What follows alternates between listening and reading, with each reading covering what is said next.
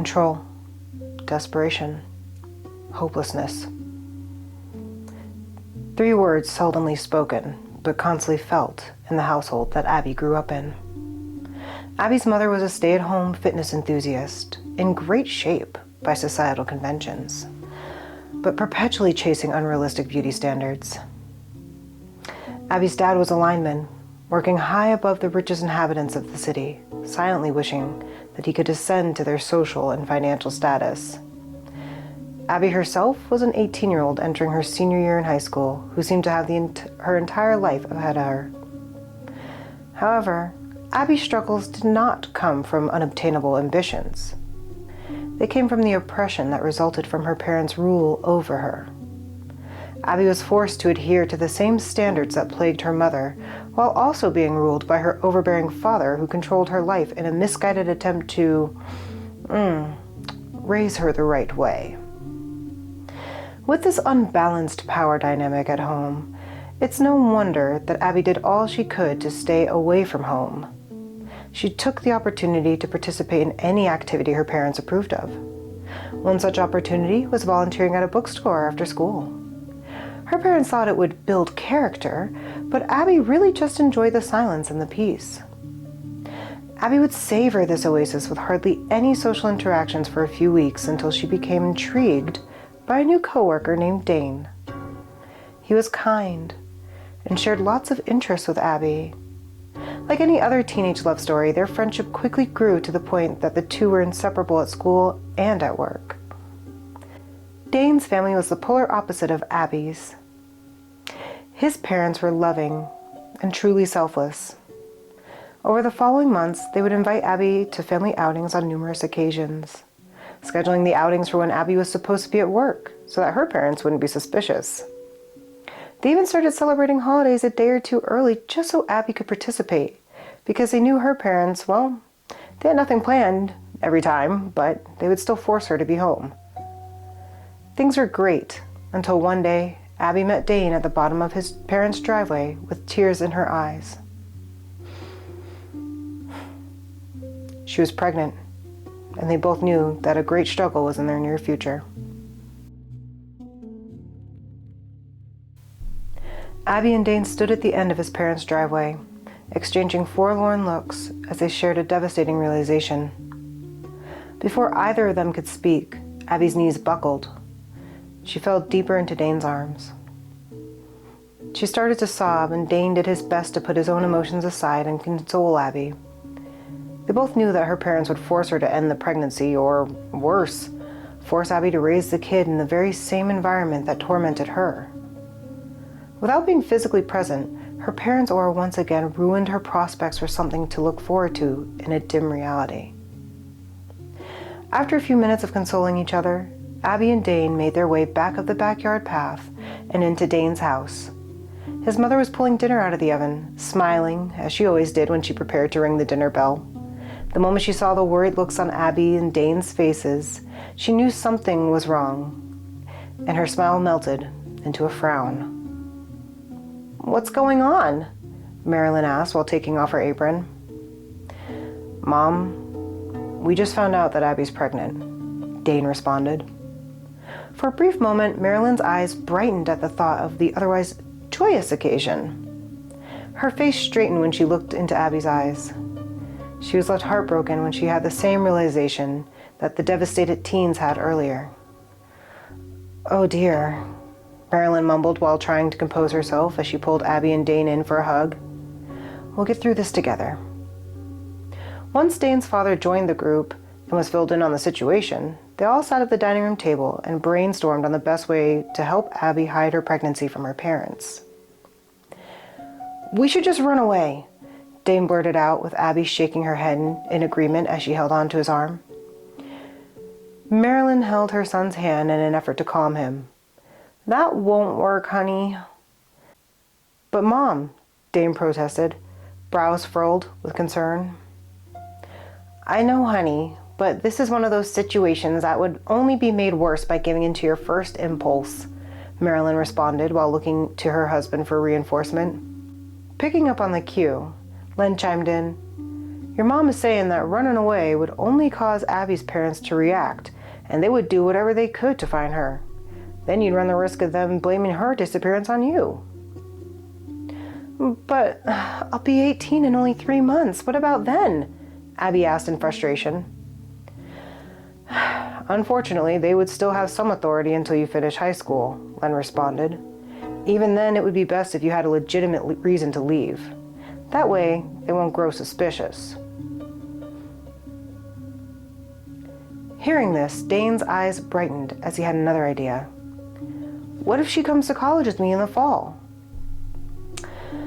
That's not a bad idea, honey, but that would be very close to her due date if she's about a month pregnant now, Marilyn responded. She would be very obviously pregnant at that point, and baggy clothes can only cover so much. Oh no, Abby shouted while standing up and grabbing her purse. Don't worry, honey, we'll figure this out, Marilyn responded after being startled. Sorry, it's not that. Oh, God, I just realized what time it is. I'm going to be late to get back home. My father's going to be furious, Abby responded while starting to tear up again. Oh, okay. What if we gave you a ride home? Len said, attempting to diffuse the tension. We could even drop you off down the street so your parents weren't suspicious. Seeing this as a good solution, Marilyn, Len, and Dane all looked at Abby to see her reaction to the proposal. Abby seemed not to even register what Len said to her. She just continued to frantically gather her things and started to run for the front door.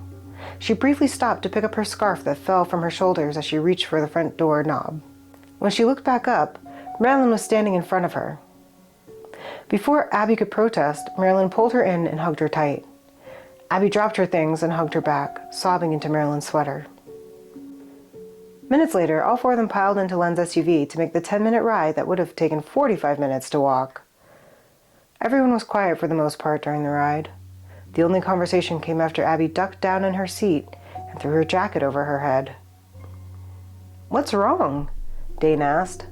That's my mom's gym, Abby replied. Dane looked out the window to see a women-only gym with a glass wall facing the main street.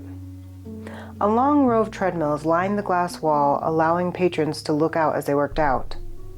Dane didn't see Abby's mom in the window, but he knew that wouldn't matter to Abby, so he didn't bother trying to convince her. Is this usually the time your mom is at the gym? Marilyn asked.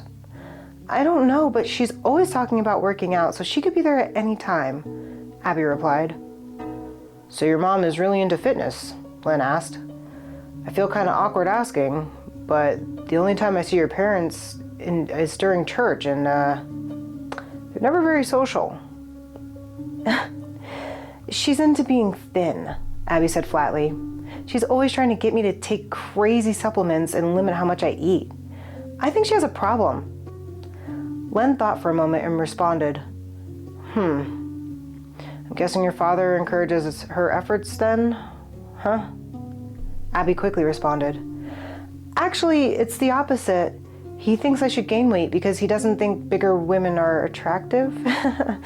And he doesn't want me to have a boyfriend until after college. Len looked at his wife, who was picking up on why he was asking such questions. What do you think about that, Mary? Len asked.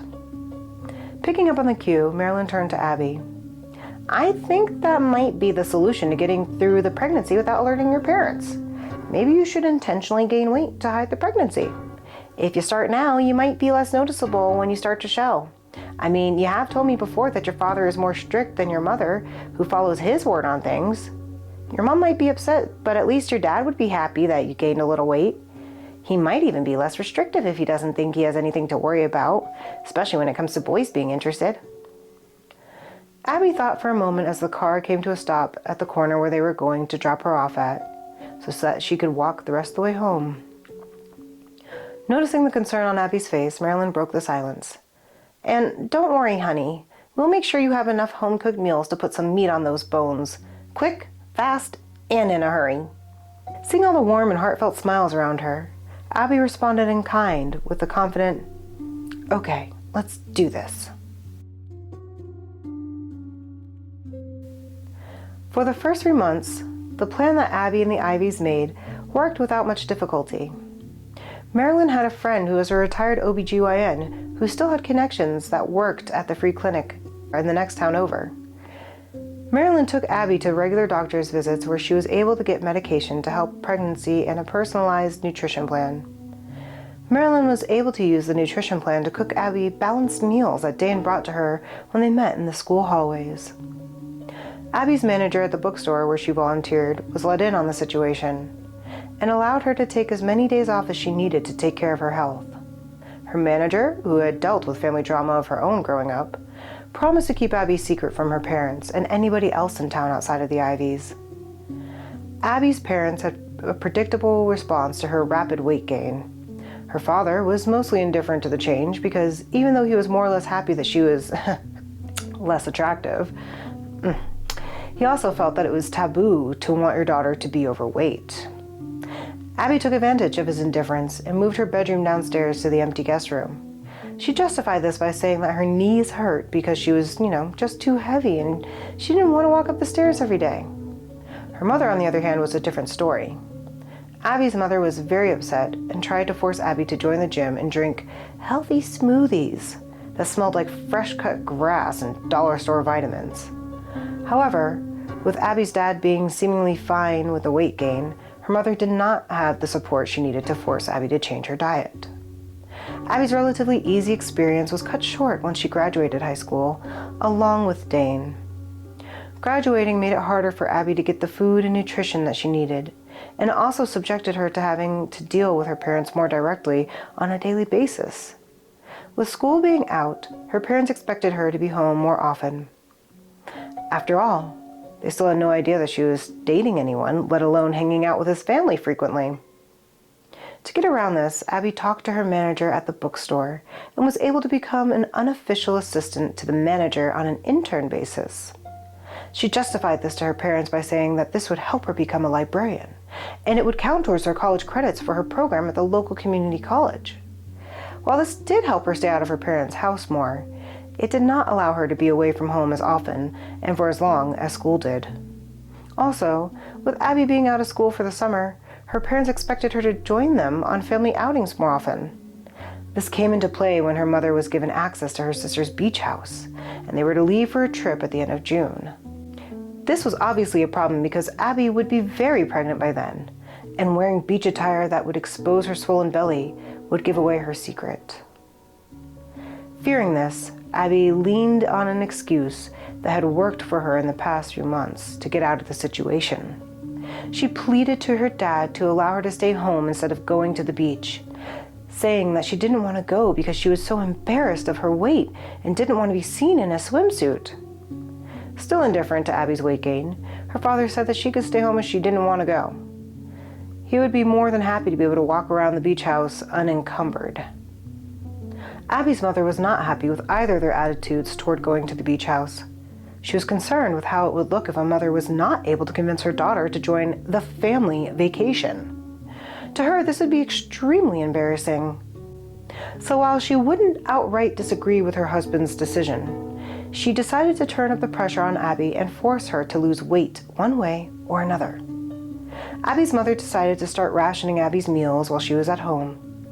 Obviously, this was a problem for Abby with the additional calories that she needed to take in the further along she got in her pregnancy. She even grounded Abby and forced her to pause her internship in order to keep her from leaving the house and to keep her eating food that she could not control. She even went as far as taking Abby's phone so she couldn't sneakily order food to be delivered to her. The only way Abby would get any extra calories outside of the prepared meals that her mother made for her was to drink that disgusting vitamins shake. Abby initially refused to drink the shakes because she didn't know what was in them, and they smelled like a skunk that rolled in grass. But she also felt trapped and out of options and feared that if she didn't get enough calories, her baby would suffer.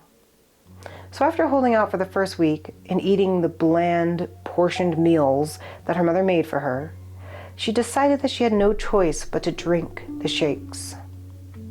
Abby forced herself to down the surprisingly sweet but pungent concoction after each meal for about 3 days. She didn't feel any side effects from drinking the shake and initially felt relieved that she did feel full for the first time since she was confined to her mother's regimen. On the 4th day, however, she started to feel ill. She started to experience intense stomach cramping around midday, and it persisted all the way through to when her parents went to bed later that night. She even missed dinner, but her parents didn't bother to check on her because ultimately her dad didn't care, and her mother was just getting what she wanted, Abby eating less calories. Abby tossed and turned for hours worrying that her baby was in trouble. While she didn't want to leave the house and risk infuriating her parents, she knew that this was an emergency.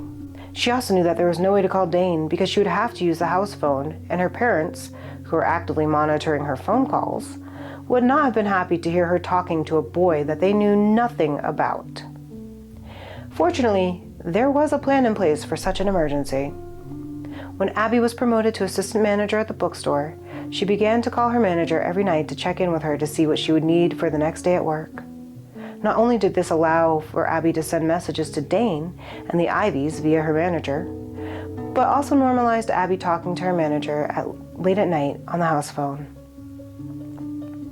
This time, when Abby called her manager to check in, she said a secret word that meant she was in trouble and needed emergency assistance. After receiving a code word back from her manager that let Abby know that the code was received and that help was on the way, Abby hung up the phone and watched as the time ticked away on her bedroom clock. After waiting for 15 minutes, Abby slowly climbed out of her bedroom window and walked a few streets over to meet her manager, who took her to the hospital. The news at the hospital was devastating.